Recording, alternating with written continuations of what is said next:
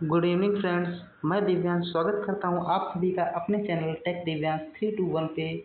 जैसा कि आप लोग स्क्रीन पे देख पा रहे होंगे, मैं आप लोगों के लिए लेके आया हूं एक बेहतरीन क्लास, जिसमें मैं आप लोगों को साइंस की एक ब्रांच बायोलॉजी जीव विज्ञान के बारे में कुछ जानकारी दूंगा, जो कि आपके रेलवे एग्जाम्स के पॉइंट ऑफ व्यू से बहुत लाभदायक साबित होगी।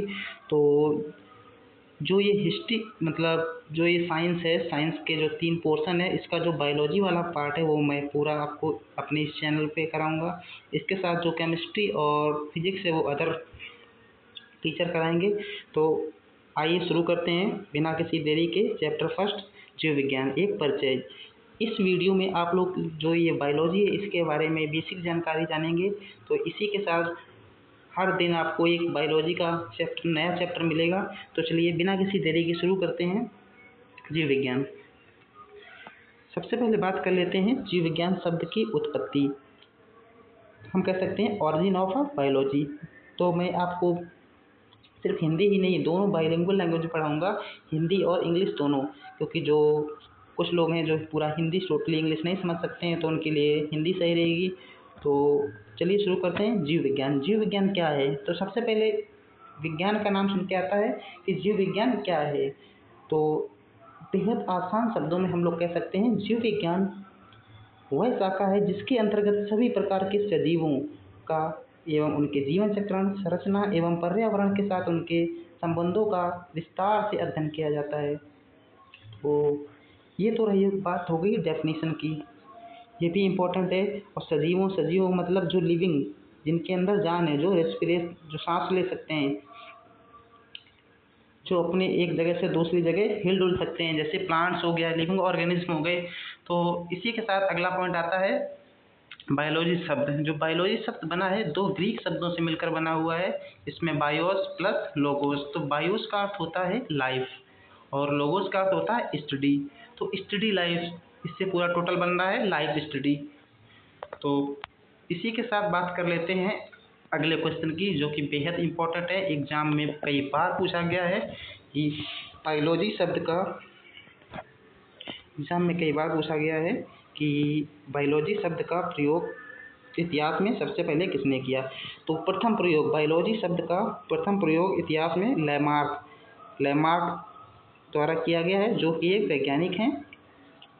इन्होंने इस शब्द का प्रयोग 1801 में किया था, 1801। ये ईयर बहुत ही इंपॉर्टेंट रहता है, पूछ देता है कि लैमार्क ने बायोलॉजी शब्द का प्रयोग सर्वप्रथम कब किया। तो ऑप्शन में आपको दे देगा 1801, 1805, 1926, इस टाइप से ऑप्शन दे देगा। तो आपको टिक मारना है 1801। इसी के साथ बात कर लेते हैं सेकंड पॉइंट, जीव विज्ञान के जनक। तो जब बात करें कि ये शब्द इतिहास में सर्वप्रथम यूज़ किसने किया, तो आप लोग कहेंगे लैमार्क ने। और इसी के साथ में अगर जब बात करें जीव विज्ञान के जनक कौन है, you can say that father of biology. तो महान दार्शनिक अरस्तु, जिसको हम लोग इंग्लिश में बोलते हैं अरिस्टोटल।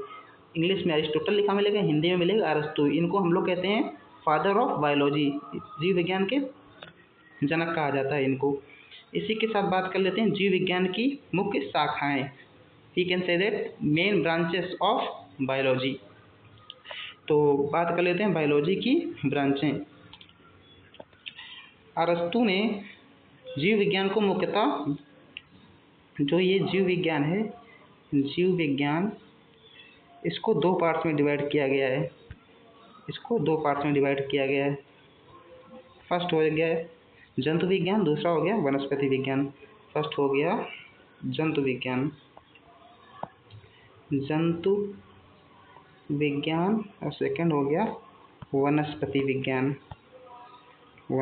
विज्ञान। जंतु विज्ञान को हम लोग कहते हैं जूलॉजी और वनस्पति विज्ञान को कहते हैं हम लोग बॉटनी। तो इनका डिवीज़न किया है अरस्तु ने। तो इसी के साथ आगे बढ़ते हैं, जीव विज्ञान और जंतु विज्ञान और वनस्पति विज्ञान के अंतर की बात करते हैं।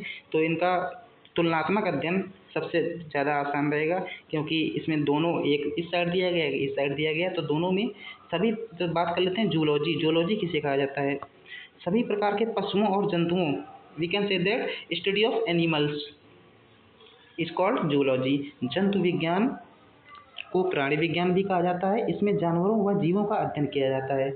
और बात करते हैं इनके जनक की कि जंतु विज्ञान का जनक कौन है, तो ये है अरस्तु, जिनको हम लोग कहते हैं अरिस्टोटल। और इसकी जानकारी इन्हीं की एक प्रसिद्ध बुक है हिस्टोरिया एनिमिलियम में मिलती है। और इस बुक में इन्होंने 500 से अधिक जंतुओं का वर्गीकरण किया है। इन अदर साइड बात कर लेते हैं वनस्पति विज्ञान की। तो वनस्पति विज्ञान सबसे पहले बात आती है किसे वनस्पति विज्ञान किसे कहते हैं। तो वनस्पति विज्ञान के अंतर्गत पेड़ पौधों का अध्ययन किया जाता है। वनस्पति विज्ञान में पौधों का अध्ययन किया जाता है, जिसमें पौधों की विभिन्न विशेषताओं, उनके जीवन की प्रक्रियाओं का विश्लेषण शामिल होता है। और इसी के साथ बात कर लेते हैं वनस्पति विज्ञान का जनक किसे कहते हैं। ये दो क्वेश्चन बहुत ही ज़्यादा इम्पोर्टेंट हैं कि जंतु विज्ञान के जनक कौन है। जंतु विज्ञान के जनक हैं अरस्तु, जिनको बोलते हैं अरिस्टोटल। और वनस्पति विज्ञान के जनक कौन है, थियोफ्रेस्टस। कौन है, थियोफ्रेस्टस। जिस प्रकार अरस्तु की बुक है हिस्टोरिया एनिमिलियम, उसी प्रकार थियोफ्रेस्टस की भी बुक है हिस्टोरिया प्लांटेरम। एनिमिलियम में अरस्तु ने जंतुओं का वर्गीकरण किया था और हिस्टोरिया प्लांटेरम में थियोफ्रेस्टस ने लगभग 500 से अधिक प्रकार के पौधों की सूची का वर्णन किया है। उसकी बीमारियां, जो पौधों में बीमारियां लग जाती हैं उनके बारे में बताया गया है। तो इसी के साथ बात कर लेते हैं कुछ ब्रांचेस। तो कुछ इम्पोर्टेंट ब्रांचें हैं जो एग्ज़ाम में बार बार पूछी जाती हैं। जैसे एग्जाम्पल आपके सामने साइटोलॉजी। एग्ज़ाम में ऐसे देगा कोशिका की संरचना और कार्य की स्टडी को क्या कहते हैं, स्टडी ऑफ सेल, तो ये है साइटोलॉजी।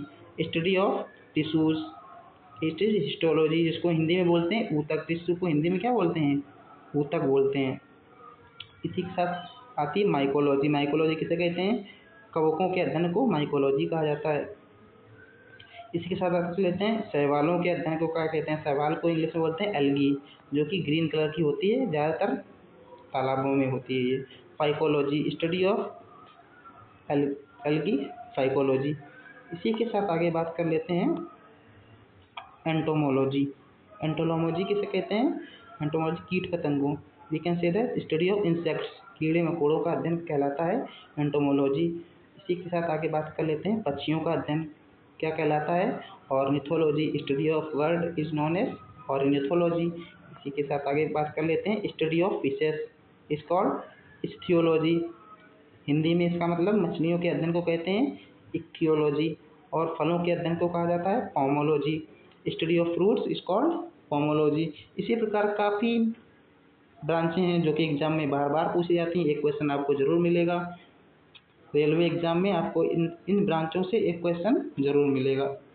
इसी के साथ कुछ कल्चर्स होते हैं उनकी भी बात होती है। जैसे कि मैं आपको बता रहा हूँ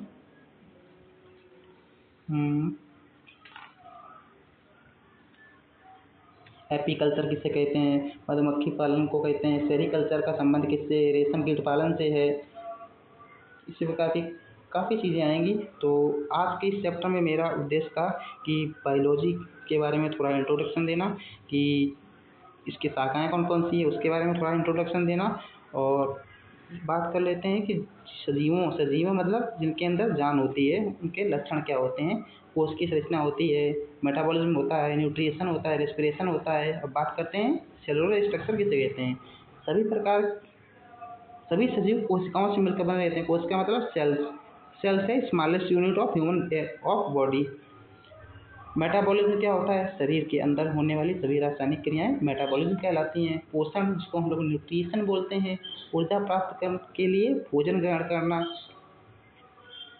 एनर्जी के लिए भोजन ग्रहण करना। और इसी का रेस्पिरेशन क्या होता है, इसका संबंध है गैसों का आदान प्रदान। तो स्वागत है मेरे अगले और वीडियो में आप लोगों का, जिसमें आप लोग मेरे साथ कंटिन्यू बने रहेंगे। और जैसा मैं आपको ये फर्स्ट चैप्टर लेके आया हूँ, इसी प्रकार मैं पूरी बायोलॉजी के सारे चैप्टर आपको कराऊंगा। तो तब तक के लिए थैंक यू।